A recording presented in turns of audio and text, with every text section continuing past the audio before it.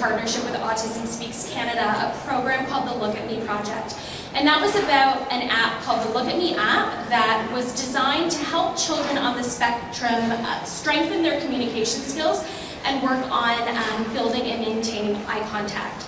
And we knew that for that to be possible, we had to get the technology into the hands of the families that needed it most. So in partnership with ASC, we were able to bring that out to the community. And since then, 4 years later, it has grown into so much more than that. It has morphed into our Learn the Love Spectrum campaign, which is really a celebration of families and the connections that can be fostered through technology. And we know that there is so much opportunity there with tablets, with VR, with wearables. The opportunities with the Love Spectrum are endless, which is why Samsung is so pleased to partner with Autism Speaks Canada and also with Holland Bloorview on a research study that we have in field right now about technology and how children with autism are using it and how that can really help families communicate and foster important connections. So we're really proud of that. So I want to introduce our wonderful panel here tonight. Our moderator, Avery Swartz, is a media tech personality and parenting advocate. You can catch her on CTV Morning as a resident tech correspondent and read her columns in the Globe and Mail. Dr. Stephen Shore is an internationally recognized ASD speaker and professor at Adelphi University in New York State, and an ASD advocate who just happens to be on the spectrum himself. He's delivered TED Talks on the superpower of autism and is a regular columnist with the Boston Globe. Dr. Azadeh Kushki, a scientist with the Bloorview Research Institute at the Holland Bloorview Children's Rehabilitation Centre, who is not only leading our research study, but designs technologies that improve the quality of life and care for children with ASD.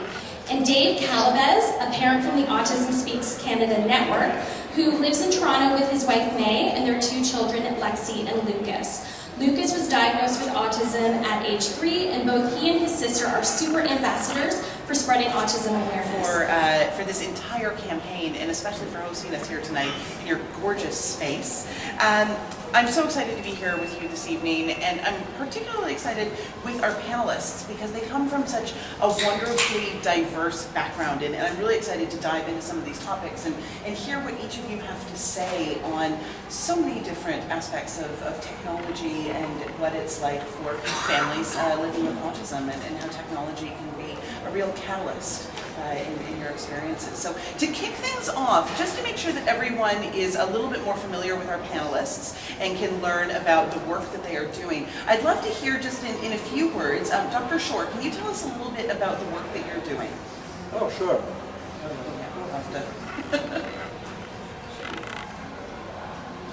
Well, I divide my time between 4 major areas. The first is being a professor of special education, teaching courses and researching mostly on topics related to autism. When I'm not doing that, I'm traveling about the world, 48 countries so far, talking about researching or giving workshops on autism. I also write books on the subject. I have an autobiography. I'm the dummy who wrote Understanding Autism for Dummies. And then when I'm home, during those rare times, I give music lessons to children on the autism spectrum. And wherever I go, I see technology being very helpful and, in fact, vital for many autistic individuals for communication. Excellent. Thank you, Dr. Shore. We're gonna dive into some of those points for sure. And Dr. Kushki, can you tell us a little bit about your work? Sure. So I'm an engineer by training. I'm now working at the Autism Research Centre, collaborating with clinicians and partnering with families and kids to develop technologies that can best support needs of kids and families with autism. Part of my work also focuses on looking at understanding neurodiversity and some of the biological correlates that define that. Excellent. And Dave, tell us about tell us about your family, and then also maybe a little bit about your work as well.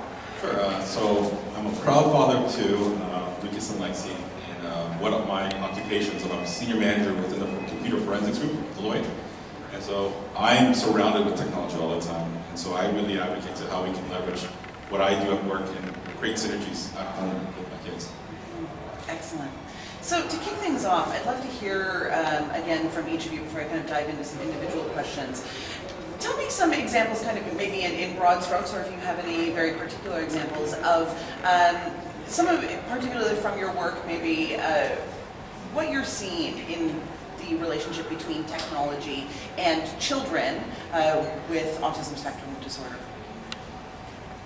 Dive in? Yeah, I'll start. People say that the world is weighed down by various electronic supports for autistic individuals because educators don't know how to use them. You know, being an educator myself, I'm not blaming us, but what I'm seeing, in fact, is more and more effort being put towards educating teachers who have to eventually educate students on using technology. So the trend that I see is more useful and functional application of technology. Okay, I'm definitely going to come back to that one. Dr. Kushki. So, how many parents do we have in the audience, by the way? Okay, so I'm sure you're all very familiar with technology. I think the big thing that we see is the world is a very different place in terms of what we see with technology from what we saw 5 years ago. You know, when we talk about technology, we're not talking anymore about just TVs and kids watching TVs.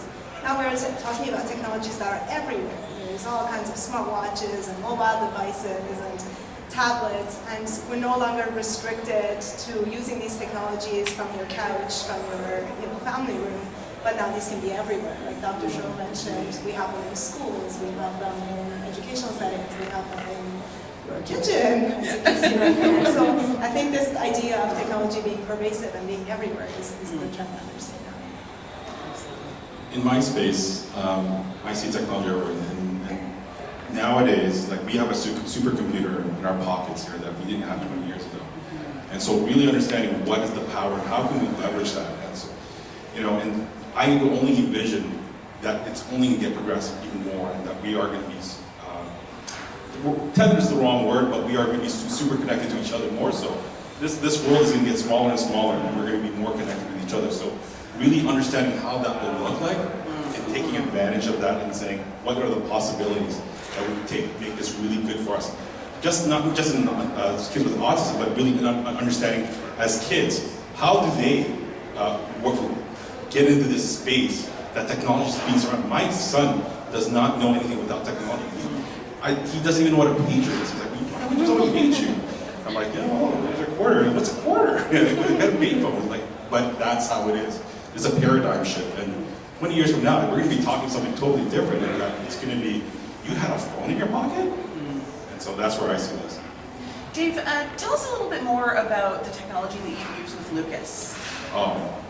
So we found, so I get peeked out with this. Yeah, he's getting going now. So, you know, and one of the things is that he started using virtual reality goggles. Yeah. And so, Lucas being on the spectrum, we have to acclimatize him to a couple of things before. May and I are avid travelers. We love traveling. And, you know, one of the things when we had kids was like, they were going to still travel with us. So Lucas, with being autistic, we understand that, you know what, with his lens, we have to acclimatize him. We can't just go on a plane, and things that we just need to talk him through. So having that technology, and so a recent win for us is that he's gone snorkeling. Like, this kid was blown out of his mind. Like, if you can see a kid in Christmas, this is what he was in Jamaica, you know? And so having that piece of technology to say, this is what you are going to see, this is how it's going to be. You know, you're not in the water, but this is what you're going to see and what you're going to do. So when we got to, you know, Jamaica and we went to the water, it was less talking, de-escalating the situation, because he was, I got that. Okay, Dad, we've done this before, right? Sure, right, we did, son. Remember that? We did it a couple of times, and this time we're going to go in the water, we're going to try to do it. And so really, it helps him build his confidence, and that's what I want him to advocate for himself. Like, Dad, I got this. You got this. You don't need me anymore, so do your thing. That's such a fantastic story. Dr. Kushki, hearing what Dave just said about VR in particular, what does that, kind of bring up for you in the work that you're doing and in the research that you're seeing at Holland Bloorview? Yeah, for sure. I mean, there's tremendous potential with technologies like virtual reality and augmented reality to help facilitate transitions and to implement new experiences. There are also some organizations that are using these kinds of technologies for skills training. And really the big advantage of that is that you can practice things in safe environments and you can personalize them to the specific needs. So you can start at gradually and build up to the full experience. So one of the studies that we're doing is looking at VR and AR, and we're trying to build evidence to support their effectiveness for kids. One of the areas that we're looking at is safety of these devices. So these are devices that are available out there on the market, and you can just buy them for $300, $400, and a lot of families have these. But it's really important for us to understand what is the impact of using that type of technology for kids, and who are the kids who can benefit most from these kinds of technologies. Absolutely. Dr. Short, in your work, especially with kind of what you said about teaching the teacher, teaching the educators, what kind of barriers are you seeing with people who maybe are not familiar with working with children or even grown-ups on the spectrum, and then also when you introduce that element of technology, which can make people feel a little bit uncomfortable, what are you doing to kind of bring people in and make them feel more comfortable to just kind of play and use the communication tools? Well, I think one is introducing people to technology with games. So you give a tablet to somebody set to a solitaire game or some other type of game, and here, have some fun with this. And then maybe from that, using a messaging function and texting to the other person. So in other words, helping that person understand and get familiar with using this technology for communication or for teaching, but in a more playful or gamish type of way. I find that educators who are afraid, or actually I should back it up one, educators who don't want to use technology, maybe they're afraid that it will take over their job, maybe it will turn children into robots. These are individuals who haven't had a chance to understand what technology does and what it doesn't do. And used properly, technology is a great adjunct or assistant or lever, multiplier. What we can do is educators. I also like to use examples of people on the spectrum who communicate. People who may have been classified as being severely mentally retarded, for example, a severe intellectual disability, until someone either by design or sometimes even by mistake get someone who's pushing keys on a keyboard and spelling words and communicating and saying things that people had no idea that this person understood or even understood language. So I think the greatest thing that, or one of the greatest things that technology can do for us is provide a way of communication for those autistic individuals who don't speak. I love that. Love that. So there is a study that's going on right now, a partnership between Samsung and Holland Bloorview, and it's being led by Dr. Kushki. If you'd like to join the online conversation about this Learn the Love spectrum, both tonight and the entire campaign, you can jump on social media channels and use hashtag Learn the Love Spectrum. And I believe that someone said that they may tweet out a link to Dr. Kushki's study. So can you tell us a little bit more about the study, kind of what stage it's at, what you're looking for at this point? Yes, so this actually started from a conversation that we had with Samsung and with Autism Speaks, and we were really interested in doing a joint project together in the technology space. And we started thinking about some of the needs of our clients and our kids, and we realized that there is very little that we actually know about what kids are actually doing with technology. We know that kids use technology quite a bit. We know that kids often find it engaging and they find it a rewarding medium. But we're not quite sure what specifically kids are doing with this in terms of, are they using educational apps? apps? Are they watching videos? And what type of technologies are they using? Is it phones? Is it tablets? Is it just watching TV? So we decided that probably the best first step was to understand this a little bit more. So we started an online survey, getting kids with and without autism to fill out this online survey so that we can better understand what it is that kids are doing with technology and to be able to identify some of the opportunities and challenges that there are in this space. Awesome. And where are you now in the progression of the study? So we have about 500 responses so far, which is quite exciting. We're seeing some very interesting trends in the data. We're hoping to get a few hundred more before we can actually analyze and publish the final results of that. That's fantastic. I'm looking forward to both participating and also seeing what comes out of that. You mentioned a third partner that has been part of the Learn to Love Spectrum campaign, which is Autism Speaks Canada. And Dave, I understand that you are an advocate with Autism Speaks Canada. Can you tell us a little bit more about that organization and what it's meant for you and your family? I got to know this education through one of my friends, Esther here, and it's been really a blessing to us in the sense that having this community and having these resources available to us and meeting really wonderful people. Looking at you, I don't want to cry about it. But this organization has been really great in the sense of we're not alone, and the fact that there's other families out there in varying degrees that are looking for support and looking for answers, and just having that connection, it really helps as a parent that there's people out there who really care, who really advocate for this, and it's not a one-sided thing, it's an entire thing, right? And so it crosses borders, politics, all this. So really to that point, and I can't, again, I don't want to sound like a salesman, but it's a really great organization. Anyone involved in this organization is really great so far. Excellent, excellent. I want to ask you a little bit about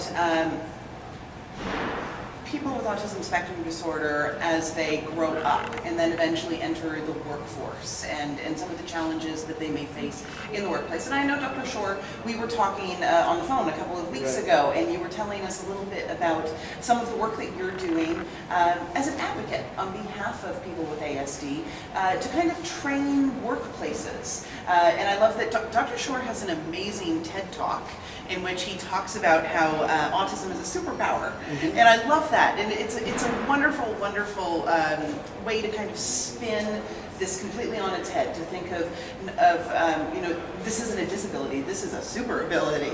So in the workplace and in the workforce, what kind of advice are you giving both to autistic people for how to perform well in the workforce? And then what are you telling their colleagues? Well, that brings me back to about 4 years ago when a colleague and I were asked to develop a 40-hour training program for young adults interested in IT. And that's a lot. Yeah, 40 hours is a lot. The idea is that it was going to be a full work week. Wow. Get in at 9, get done at 5. And so we developed this, curriculum and had 20 students in the class, all on the autism spectrum. We didn't know if the room was going to explode or not with so many autistic individuals, but it didn't. And we got through it, and we felt that it went really well. The people who are interested, these were trainees, or potential trainees, candidates for SAP. And the software company. Software company. Yes. Yeah, okay. A big software company. And because they've had a program of hiring autistic individuals for a while, and have in fact vowed to make 1% of their employees people on the autism spectrum. So we taught, and then it came time for the interview. Not the way we usually think about interviews. Their interview consisted of, let's give each of these candidates a Lego robot with instructions, and we're going to observe them as they put them together, follow directions, how creative they are, what do they do when they finish, do they go and help another person, which would be a positive prognosticator. They were expecting to take, planning to take about half of them, so a dozen. They ended up taking them all. And 19 out of those 20 are still working. And the only reason why one of them isn't there is because they moved to the left coast. Wow. Yeah. Wow. So that's amazing. And we also went on the other side and trained the supervisors. Mm-hmm. And what I found really interesting was that people who've been working with autistic individuals as employees have found that it's improved their ability to supervise. Because they've had to look really closely at how they communicate, saying what they mean what they say, how to understand people who perhaps process things a little bit differently. And so it's a great success. Moving on, about 4 years later, and a little bit more work, the curriculum is now called Employment for Neurodiverse Individuals. And it's a full 40-hour curriculum, PowerPoints, worksheets, booklets, handouts, the whole thing. And you can buy it for $10,000. We made it open source. What a fantastic I resource. believe it belongs to everybody. Everybody should use it. And even better, Autism Speaks in New York is going to put that on their website. We've Fantastic. been talking with David Huron. Everybody's agreed to whatever they need to agree to. And it's going to take until about April to get it done. But once that's done, it will be up there. It will be available to anyone who has an internet connection. People are encouraged to download it, modify it, whatever changes they make, upload it and share it, because that's what open source is. I love that. I love that. Are you on Twitter, Dr. Shore? I am, but I'm extremely Do you want to low tweet it? functioning on Twitter. I really haven't quite figured out how it works. I don't think anyone really has. Yeah. This reminds me of a conversation that David and Dr. Kushki and I were having before we came up here about careers in technology and about how even I've noticed in my career in technology how many people that I have just suspected to be neurodiverse. I haven't actually confirmed it. It felt a bit rude to just kind of ask outright. But especially with logic and engineering, that maybe it lends itself well towards an amazing technology path for someone who is on the spectrum. Of course, and there's a lot of value, obviously, in neurodiversity in all areas, IT being one.